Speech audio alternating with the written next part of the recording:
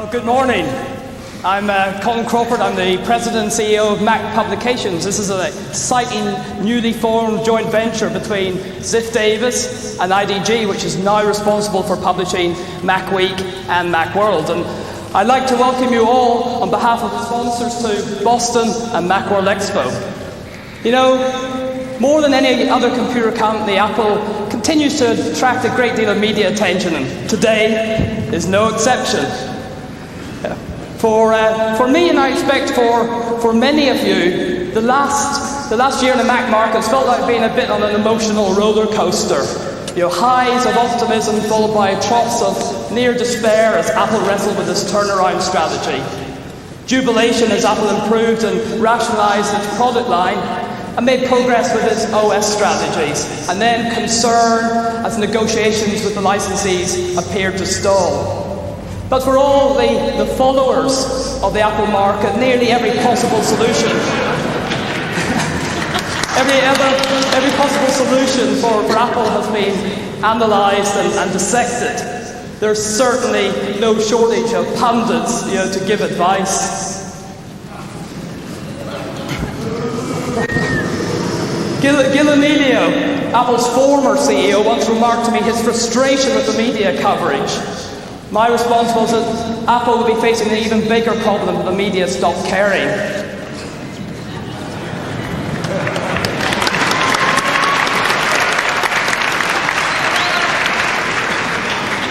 Despite all the issues and problems of the past couple of years, the passion and loyalty remain. People want the Apple Macintosh market to be successful and return to a state of sustained profitability and growth.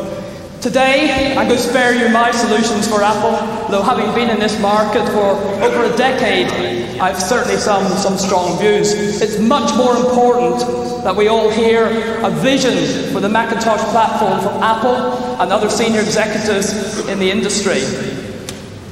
What are future plans for hardware and software? What will persuade independent software and hardware vendors that the Apple market represents a solid business opportunity?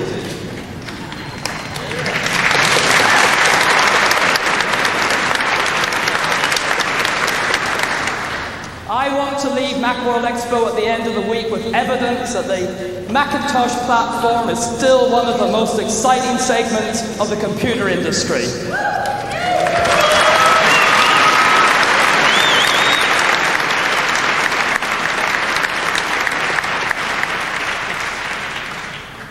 I want my belief reinforced that the Macintosh platform is not just relevant in today's marketplace, but the leading edge of technology. And to start us off in the right direction is an individual who really needs little introduction.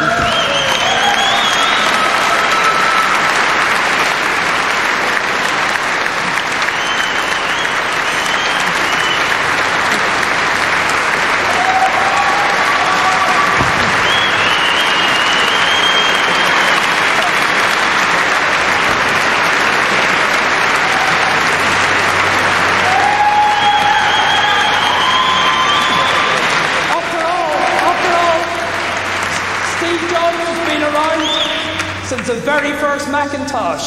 So please join with me now and welcome from Apple Computer, Steve Jobs.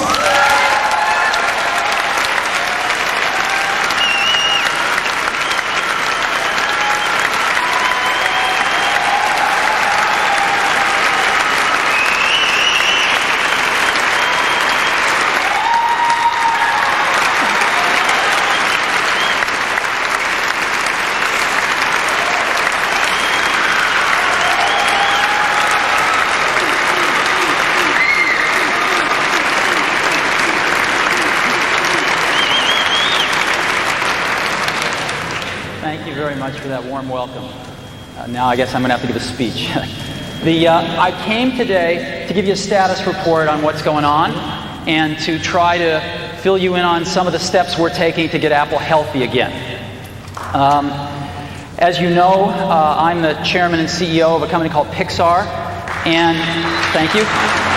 And I, like a lot of other people, are pulling together to help Apple get healthy again, and I am extraordinarily confident that that is going to happen.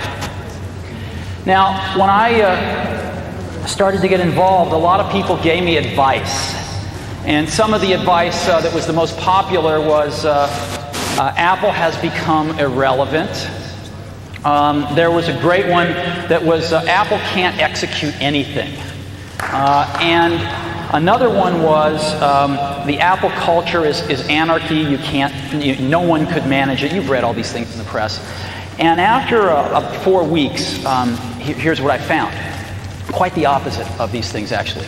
Apple's not as relevant as it used to be everywhere, but in some incredibly important market segments, it's extraordinarily relevant. And I want to share some of that with you today. Apple is executing wonderfully on many of the wrong things. The ability of the organization to execute is really high, though. I mean, I've met some extraordinary people at Apple. There's a lot of great people at Apple. They're doing some of the wrong things because the plan has been wrong.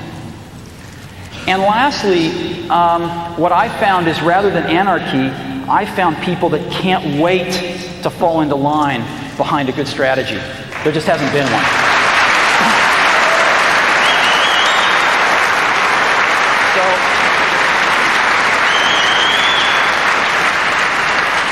What I see is the makings of a very healthy company with some extraordinarily talented people who are still just as passionate and committed to the dream of computing as they ever were, that need to come together and get a great plan and then start to execute it, and that's exactly what's been happening over the last 4 weeks. Now, what's the fundamental problem? I think the fundamental problem is a little more subtle. I think this is a symptom, but in a nutshell, excuse me. In a nutshell, that's it. Right? Apple's sales in 1995 were 11.1 billion. In 96 they were 9.5 billion, and in this year they'll be, 7 billion plus or minus a little bit. That's the problem, or the symptom, depending on how you look at it. And that needs to be stabilized and turned around, and people are working very hard to do that.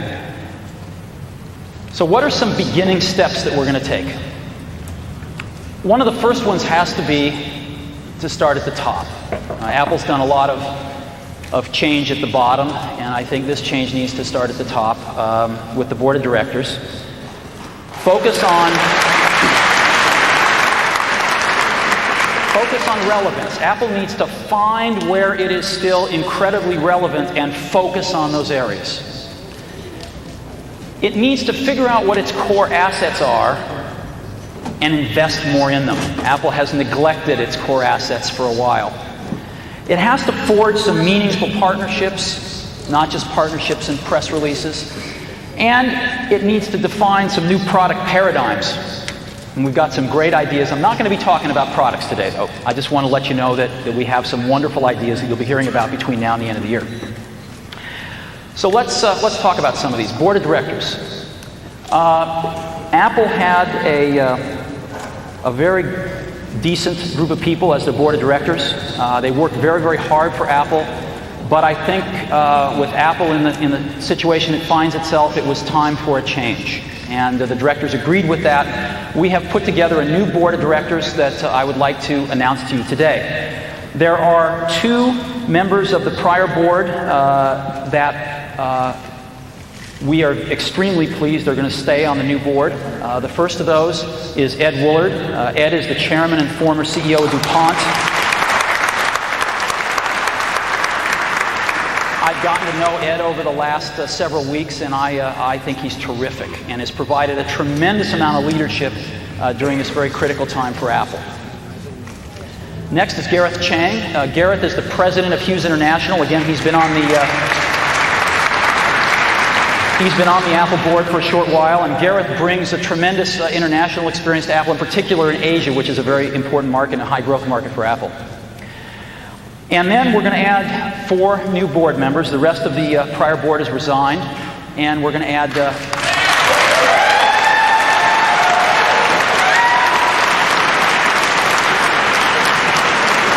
we're going to add 4 new board members to carry the company forward. The first is Larry Ellison, CEO of Oracle.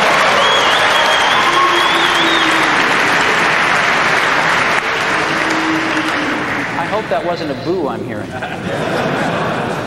Larry started Oracle in his garage about a year after we started Apple. It's grown to be the second largest software company in the world.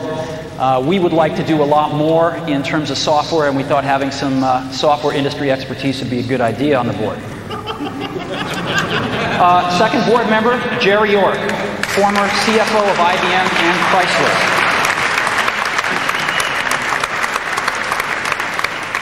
Jerry did a lot of the turnaround work at Chrysler and IBM and is extremely well known and respected in the financial community for his work. The third new board member is Bill Campbell, CEO of Intuit.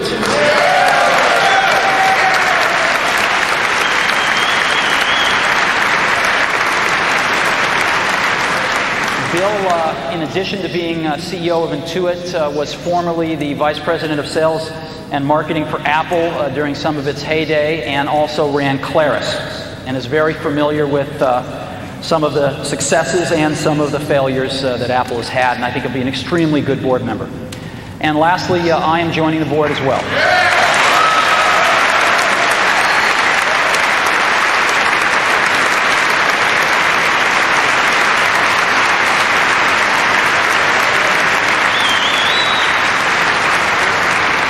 I'd like to just take a moment and thank the outgoing board members. I think it has not been an easy job to be a board member of Apple over the last few years, and these are very decent people, and they've been trying very hard to do the right thing for the company. And to welcome our new board members, I think we have a really exciting task ahead of us to help the management team and guide Apple back to health and to prosperity. And so I hope you'll agree that this is a pretty sweeping change. We're adding a tremendous amount of industry expertise. We are not naming a chairman at this time. We're going to wait till we have a new CEO and sort things out when that happens at that time. Now, I put together a little video. If you'd like, I'll show it to you. That just we asked the board members a few questions, and you can just maybe get a little familiar with them. Would you like to see it? Let's go ahead and roll that.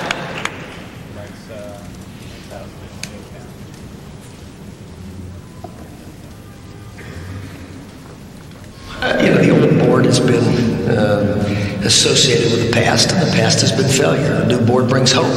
The new group of people on the Apple board are all computer insiders. We've all been in the computer industry. Everyone knows that the computer industry changes at the speed of light. Now we have people who clearly can help us articulate and understand where the niches are, where Apple can compete and successfully win. So a lot of times we try to focus on ourselves, re-engineer ourselves internally, and we forgot sometimes who pays the bills. It's the customer out there pays the bills. One of the things that bothered me years ago was when they raised prices. I thought that was it made me think that Apple didn't understand the outside world. I think Apple needs to worry less about competing with Microsoft and worry more about doing things that are different. That's back to innovation.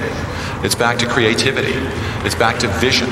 No one's really going to believe Apple can be successful until we get the revenues and the costs back in line, and that means we got to start growing the revenues again. Companies have to look at everything they're doing and determine, what are core competencies, what are the core parts of the business. In a sense, Apple is trying to do too many different things. We need to focus on a handful of things and do them really, really well.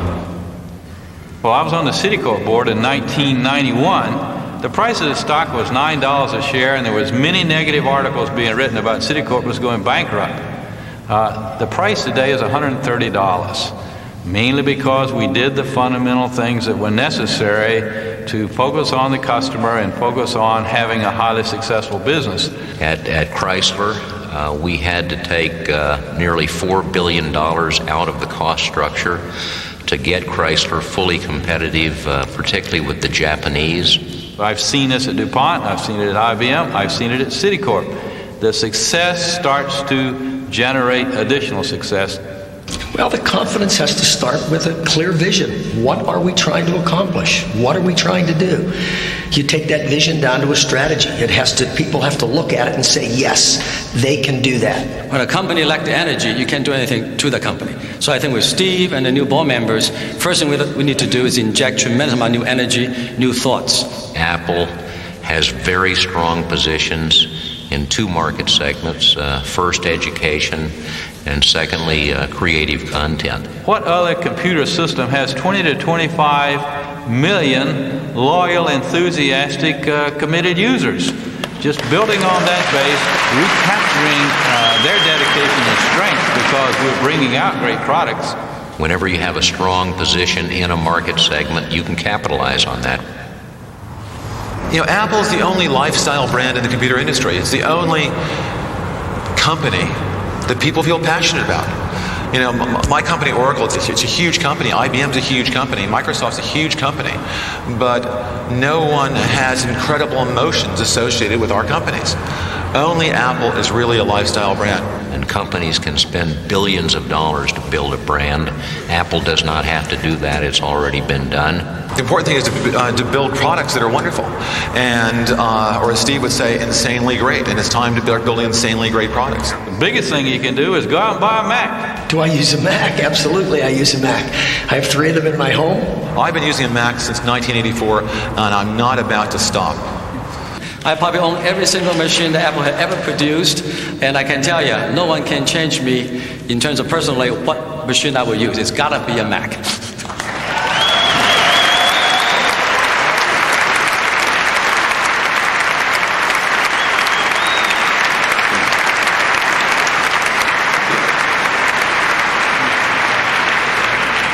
So, as you can see, this is a pretty diverse group of people, a lot of deep industry expertise who come together to say, hey, this world's a lot better place with a healthy Apple computer in it. Okay, next, market focus. Yeah, I can't get anyone to tell me the definitive market share number for Apple, but it's around 7% from all I can gather. And the question is, where is Apple relevant? Where is Apple still the dominant player? Which market segments? And there are 2. The first one I call creative content. It's publishing, design, pre-press, etc. It's creative professionals using computers. And what's interesting is Apple is still the dominant market leader for creative professionals. By far. It's like 80% of the computers used in advertising and graphic arts, design, pre-press, all Macintoshes. And 64% is the best number I could find. 64% of all internet websites are created using a Mac. It's amazing.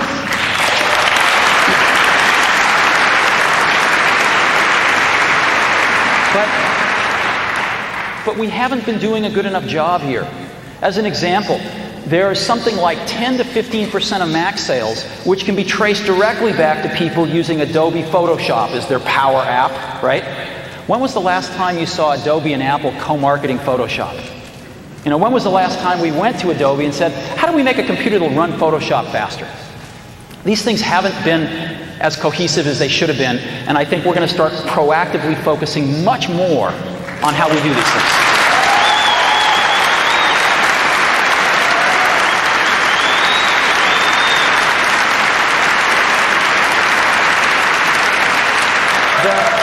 The second market is one that's very close to my heart, is education. Apple put the first computers in education. Apple did it again with the Macintosh. And Apple is still the dominant leader in education. Now, I'm going to ask you a question. Who is the largest education company in the world? Who's the largest education company in the world?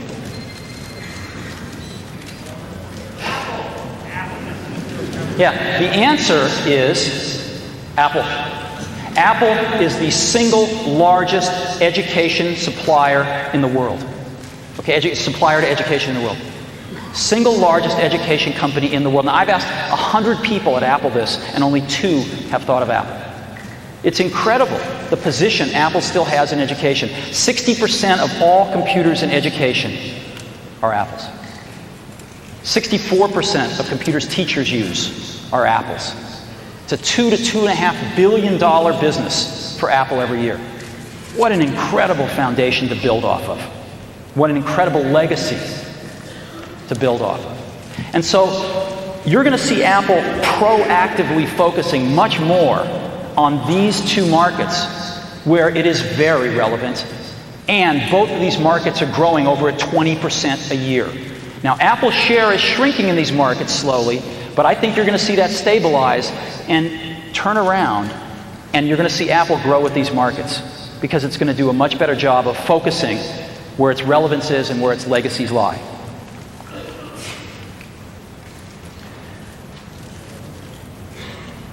Next, core assets. As you know, Apple's greatest core asset is you all. It's the group of 20 to 25 million active users that believe that Apple products and Macintosh is still the best in the world.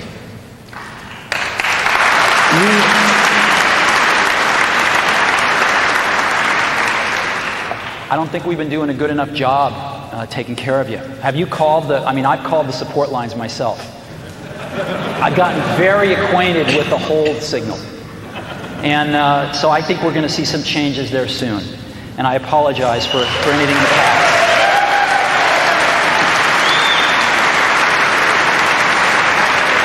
But what I want to do right now is get a little more analytical.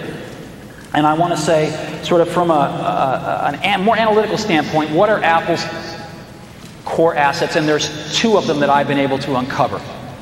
The first one is the brand itself, and the second is the Mac OS.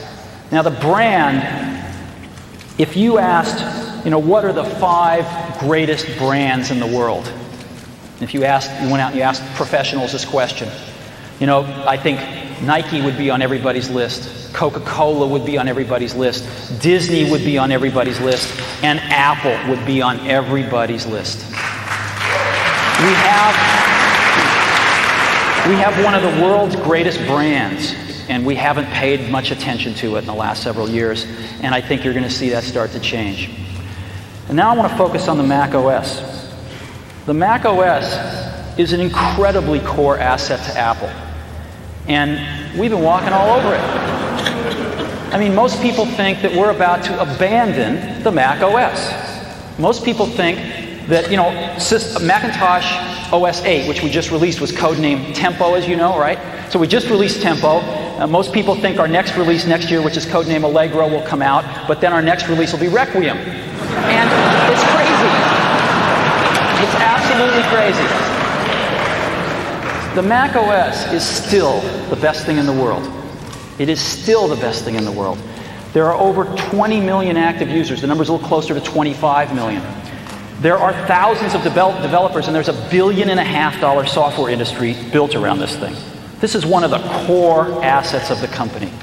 And we are going to invest a lot more in it because we think it is an incredible asset and it has yet to really be fully exploited.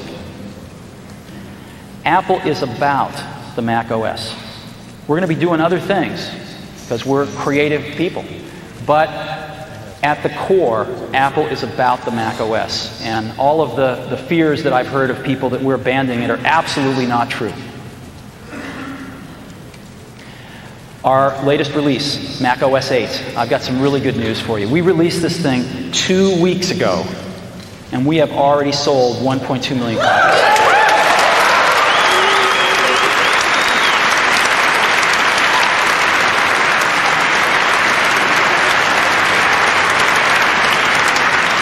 That's 4 times greater than what our forecast was. So we're scrambling to ship everything, and if it takes a little bit to get yours, please, I apologize for that, but we are scrambling, and this number's going up. It shows no sign of abating. So things are going very well with OS 8.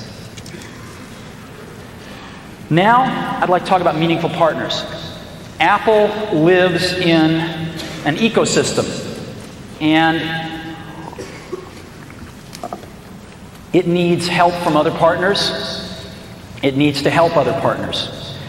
And relationships that are destructive don't help anybody in this industry as it is today.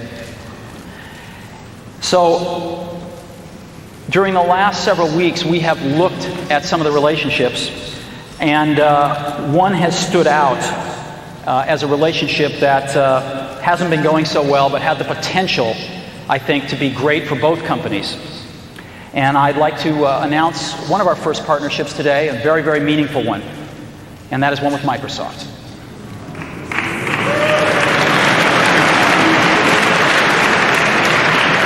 I'd like to take you through this. The discussions actually began because there were some patent disputes. And rather than, I know, rather than repeating history, I'm extremely proud of both companies that they have resolved these differences in a very, very professional way. And this has led, I think, to an overall relationship that we're announcing today that's got several parts to it, and we're extremely excited about. First part of it is a patent settlement and cross-license. The two companies have reached a full cross-license for all patents that exist and for patents that are filed within the next 5 years, and it has been a very serious patent settlement. The second part of this is Microsoft is committing to release Microsoft Office on Macintosh for the next 5 years.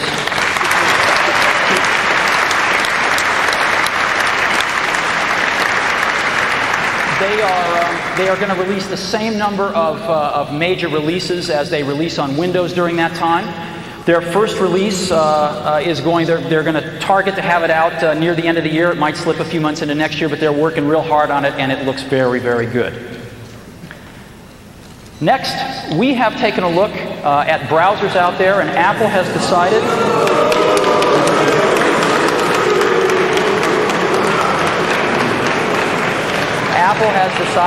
to make Internet Explorer its default browser on the Macintosh. Since we believe in choice,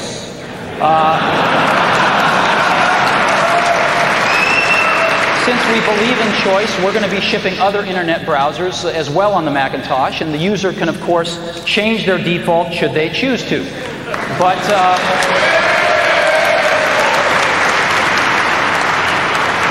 we believe that Internet Explorer is a really good browser, and we think it's going to make a fine default browser.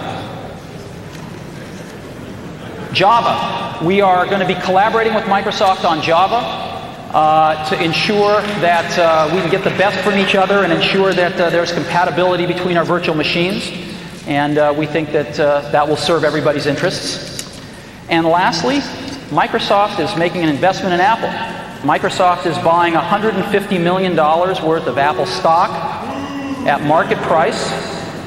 It is non-voting shares, and they've agreed.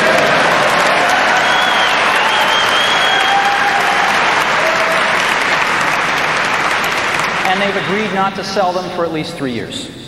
So what this means is that Microsoft is going to be part of the game with us as we restore this company back to health, have a vested interest in that stock price going up.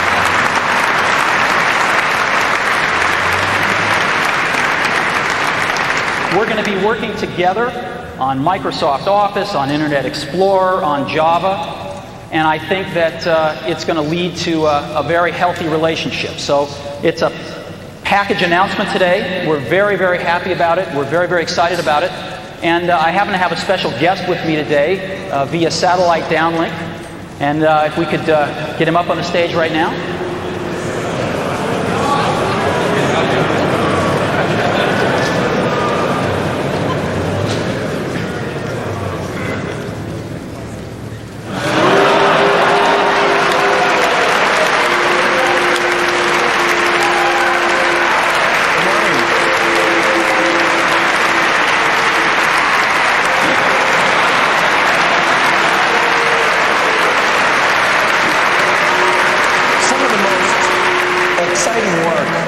that I've done in my career has been the work that I've done with Steve on the Macintosh.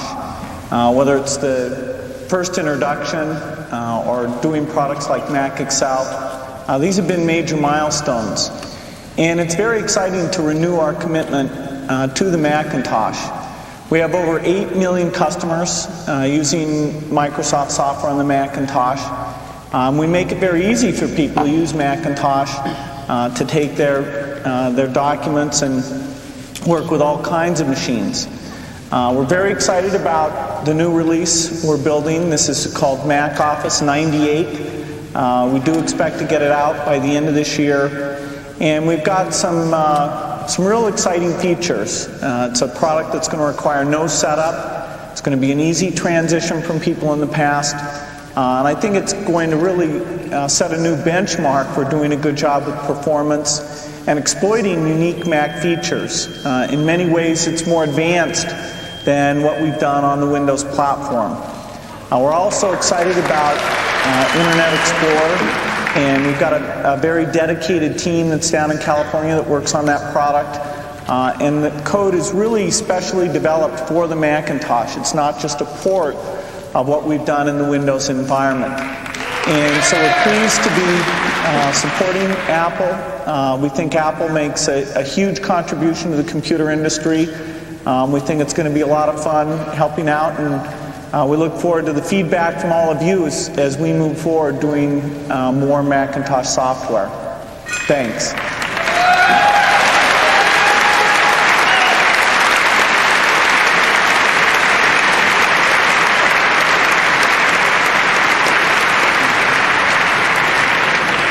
Thank you, Bill.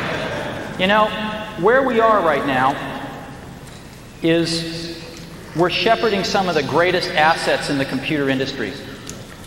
And if we want to move forward and see Apple healthy and prospering again, we have to let go of a few things here. We have to let go of this notion that for Apple to win, Microsoft has to lose. Okay?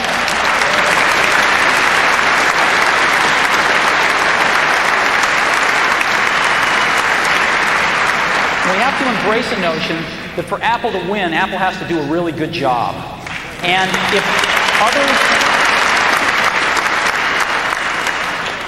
if others are going to help us, that's great. Because we need all the help we can get.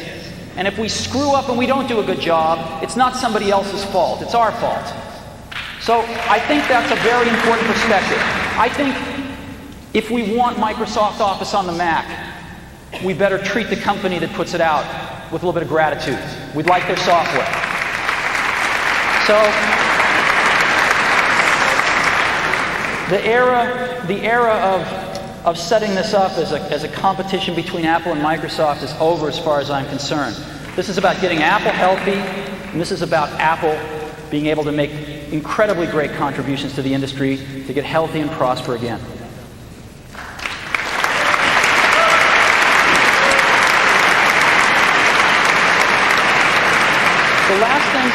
The last perspective I'd like to leave with you on this is, you know, sometimes points of view can really make you look at things differently. When you hear a new point of view, like for me, when I was looking at the statistics, and it hit me that Apple is the largest education company in the world.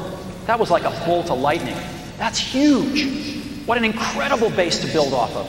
Another bolt of lightning is that Apple plus Microsoft equals 100% of the desktop computer market. And so, whatever Apple and Microsoft agree to do, it's a standard.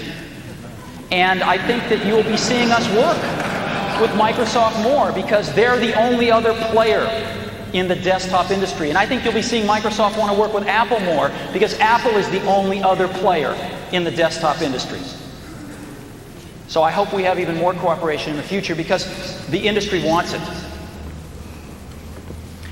Lastly, I want to just talk a little about Apple and the brand and what it means, I think, to a lot of us. You know, I think you always had to be a little different to buy an Apple computer.